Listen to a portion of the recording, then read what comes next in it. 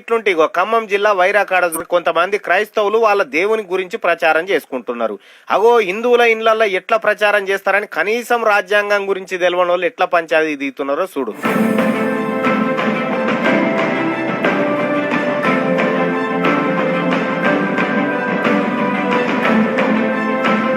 ఏమేడిసింది మీ తెలివి సల్లగుండా. భారత రాజ్యాంగం అంటే ఈ దేశానికి అత్యున్నత గ్రంథం. ఆ రాజ్యాంగంలో ఉన్న ఆర్టికల్ 25 నుంచి ఆర్టికల్ 28 దాకా ఏం రాసి ఉన్నదో చూడుర్రి. ప్రతి పౌరుడు తన ఇష్టానుసారం మతాన్ని అవలంబించుటకు స్వేచ్ఛ కల్పించబడ్డాడు.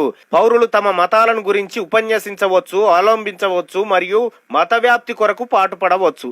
ఇది రాజ్యాంగం చెప్పింది. నువ్వెవడబోయి అడ్డుకునే తందుకు అని ఆయనతో పోలీసు కూడా 2 చోట్ల పెట్టిరు. వాళ్ళని ఎక్కడోళ్ళు అక్కడ ఎల్లగొట్టిరు. ఇది ఏం పిచ్చో ఏం కథనో గానీ ఇది పొద్దుకొస్తుందా మాపుకొస్తుందా? ప్రజలారా, చట్టాలను రాజ్యాంగాలను ఉల్లంఘిస్తే దానికి చర్యలు తీసుకునే సంస్థలు ఉండగా ఈ మునగాళ్లే దేశోద్ధారకుల రూపంలో లేని పంచాదులు తయారు చేస్తారు. జనం నడుమ తీట పంచాదులు పెడుతుంటారని తిడుతున్నారు ఇది చూసిన వాళ్ళు.